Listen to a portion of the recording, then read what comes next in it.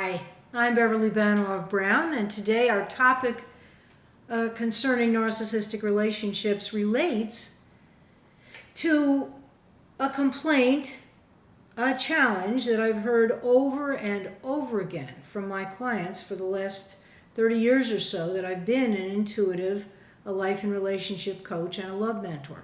What is it?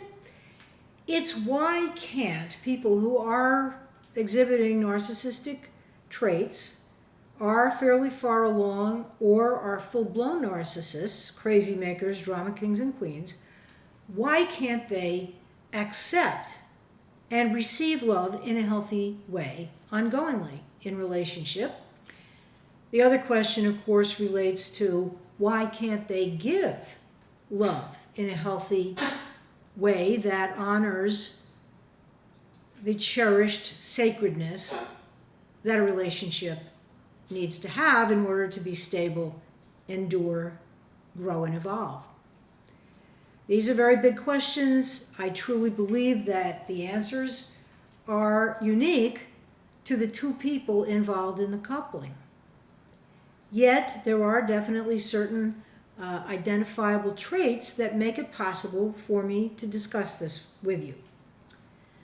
One of the reasons is that early on, long before any of my clients, or possibly you and your partner or prospective partner, knew what love was in any way that resided in language, there was a situation of one sort or another, and in many cases there were multiple situations going on where the primary caregivers were not able at all, or partially, to give healthy nurturing ongoingly. Without that stable home environment where the primary caregiver or caregivers is really there for the baby, really there for the toddler, really there for the young child, there is a message given that love is not safe, that trust is not viable, and that the universe basically is against them, and that things don't really work out too well for them, so they shouldn't expect too much. To compensate, or sometimes overcompensate for that, very often in narcissistic individuals, in crazy makers, drama kings and queens, you will see an overcompensation for this underlying sense of lack and limitation. It may show up as haughtiness, flamboyance. It may show up as very arrogant, thinking that, or saying that, or implying by their mannerisms, by their wording, by their attitude, by their dress, by a certain aloofness or snobbishness, elitism, that they think they're better than others. Remember, this is just a cover for an underlying feeling of inadequacy, an underlying fear that they're not lovable, that they're not any good, and that they really should be ashamed of themselves on some deep primitive level for some unknown, unnamed sin. When what it really is about is that they were born into situations oftentimes where their caregivers were struggling with life, where there may have been active addiction, marital problems, an absent parent, a parent who had to leave because of illness, because of various emotional issues that were coming up, financial struggles, relocation issues, job problems. It runs the gamut. And I've seen my clients suffer so very much because they have a deep love inside of them that they wanted so profoundly to share with their partner. And the partner could not because of his own problems, and in some cases, her own problems. Yet it does seem to happen more with men than women. They just couldn't accept, in any kind of stable way, the love that they were being offered. They had to do or say something to sabotage it. They could allow it to be happy and smooth and harmonious for just so long, and then they'd have to do something or say something or become hypercritical or become rejecting and ruin it for themselves as well as for their partner. And if there were children involved, it involved hurting the children as well. Because children crave structure, they crave freedom, yet only in the matrix, really, of a stable environment.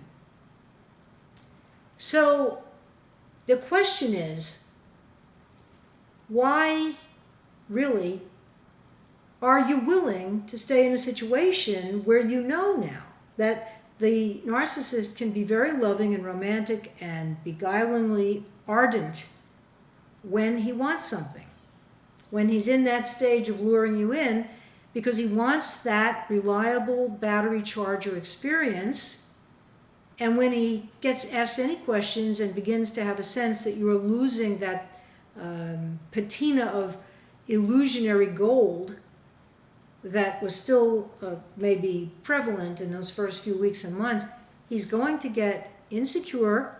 It will often turn into rage, anger, accusatory statements, putting you down, rejecting you eventually. It's a setup. It is a recognizable pattern that so many of you have gone through. I'm getting email after email describing situations currently where you're experiencing this, or you're just coming out of this kind of relationship. And it is absolutely creating anguish in your life, disturbing your sleep, often interfering with your ability to focus on your work, on your other relationships in your family, your friendships, your interests that you want to be pursuing with great vibrancy and enthusiasm. And this sense of self-blame, this sense of, oh, I didn't do enough, I didn't say the right thing, I said it too impatiently, I didn't give it enough time to gel. The self-recriminations go on, and the pattern of looking for logic in a situation where logic just does not necessarily even exist. And the more you do this, the more you're perpetuating your own misery, your own discomfort, your own ability to drain yourself of your precious time. We can never get time back. I want to say that again because it's so important. Time once spent in the service of a totally losing situation like that, a dead-end situation in most cases, cannot get retrieved. So I am asking you here and now to really reconsider how much more time do you want to put into this. If you're really coming to the realization that you're dealing with a partner who's never going to really fully be able to see you and know you and understand you and offer you love in return because they haven't done the necessary inner work to heal those wounds of the past and the old BS, the old belief systems, how much time more of your precious life force do you want to spend in this endeavor? And what is it in you? What are they reflecting in you that is not able to totally accept true, abiding, enduring happiness? We all pretty much have been raised in homes where it was often less than totally healthy, happy stuff going on.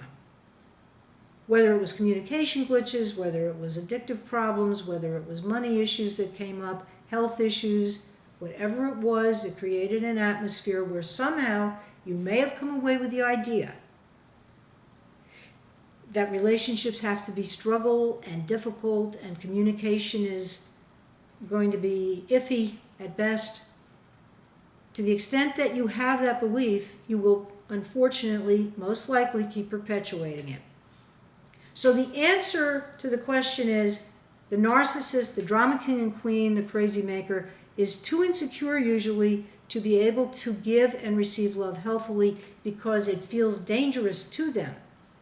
And the partner of such a person, often when we do the work in the coaching sessions that I do, it's often revealed that they still are carrying some sort of negative message that their parents, their teachers, the clergy they were exposed to, the society in general, which asks us to look a certain way, be a certain way, smell a certain way, think a certain way in order to be acceptable, was right. It wasn't right. It was a lie, then as now. And the beautiful thing is, you no longer have to buy into it. You can give yourself the love first that you want to lavish on your partner. And then you'll realize, hopefully, that whether that partner is healthy enough to accept it or not, your life is going to go on. And you're already full of joy and happiness and ecstasy, really, because you're too busy appreciating all the blessings that are in your life to be brought down by somebody who may not be willing to look at their stuff. Now, I've talked about this on many of the other videos, and this theme constantly repeats. It always comes back to you and your relationship with the God of your understanding and how you treat your body temple, your mind, and your spirit. And ultimately, it is not about the other person, and it's all about you. I have great compassion for narcissists. They have been through horrible childhoods in many cases. They have been given a negative message. It's hard to recover from it, and they can. I truly believe, as if you know from my other videos, that everything pretty much can be healed. Because in our essence, we are whole, we are complete, we always have been, we always will be. It's a matter of expanding our consciousness to embrace that truth. It's a capital T truth, and it's inviolable. I'm Beverly Banov Brown, and I do hope that this has given you something to think about. Please subscribe to my channel if you haven't already. Feel free to leave me a commentary, a like if you've enjoyed any part of this, even if you totally disagree with everything I've said. I appreciate that you stuck with me this far, and I hope you'll watch the other videos. And if you want to share them on social media, that'd be wonderful, because there are an awful lot of people out there who are suffering unnecessarily, attracting relationship after relationship that are causing them nothing after a few short weeks of ecstasy based on quicksand, I'm afraid. And it's just so unnecessary to do that, especially when it happens in a repeating pattern. There's a better way. If you think I can help you find it, please be in touch. I still do sessions. I do consultations as my time and scheduling permits. It's been wonderful having this time with you. Until next time, bye for now.